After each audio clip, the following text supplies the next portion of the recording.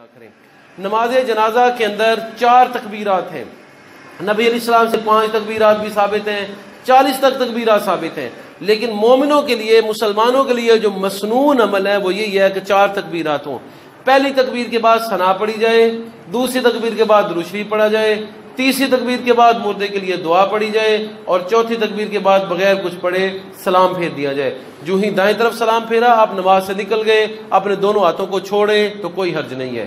بعض حدیث میں ہے کہ جنازے کے لیے سلام ایک ہے، اور جس طرح آدمی سجدہ سہو کرتا ہے تو ایک مرتبہ سلام کہہ کے پھر 2 سجدے کرتا ہے، تو یہ نظریہ بھی احادیث کے اندر ہے کہ جنازے کے لیے سلام ہی ایک ہے۔ اس لیے علماء کہتے ہیں کہ جب پہلی طرف سلام پھیرے تو پھر دونوں ہاتھوں کو چھوڑ دے، اس کی نماز ختم ہو گئی۔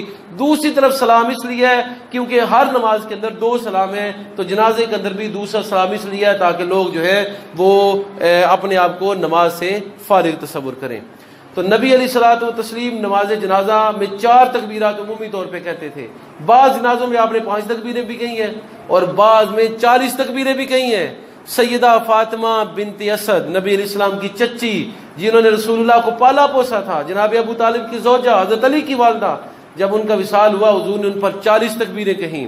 حضرت عمار الیاسر نے عرض کیا یا نبی اللہ، آپ نے ان پہ 40 تکبیریں کیوں کہی ہیں؟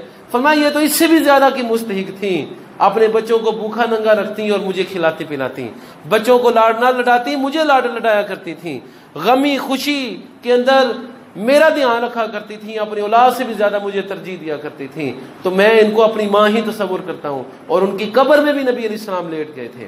رسول اللہ چند لوگوں کی قبور کے اندر لیٹے ہیں، ان میں سے سیدہ خدیجہ الکبریٰ ہے اور سیدہ فاطمہ بنت اسد ہے، اسی طرح حضرت زینب بنت خزیمہ بھی ہیں جو نبی علیہ السلام کی زوجہ تھیں، مدینے کے اندر ان کا وصال ہوا تھا۔